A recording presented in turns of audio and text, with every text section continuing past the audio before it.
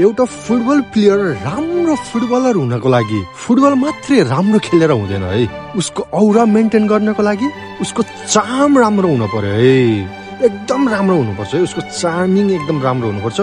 यो मैले भनेको होइन है, हाम्रो नेपालको दिग्गज हस्तीहरू है, हाम्रो लेजेन्डहरू दाईहरूको पोडकास्ट सुने मैले, हेरेँ मैले होइन, अनि त्यहाँबाट मैले थाहा पाएको है। तपाईँहरू पनि यो भिडियो हेर्नुहोस् न एकपल्ट। म्याराडोनाको जस्तो चार्म मेसीमा मात्र देख्छु के म, अरू कसैमा पनि देख्दिनँ के म। अझ म भन्छु त्यति चार्म मलाईमा पनि छैन। Personality wise brother, skill wise होला, Maradona was a personality. He had so many girlfriends in Napoli. Like streets were filled with Maradona को girlfriends. उसको कतिवटा बच्चा छ अहिले कसलाई थाहा पनि छैन हैन।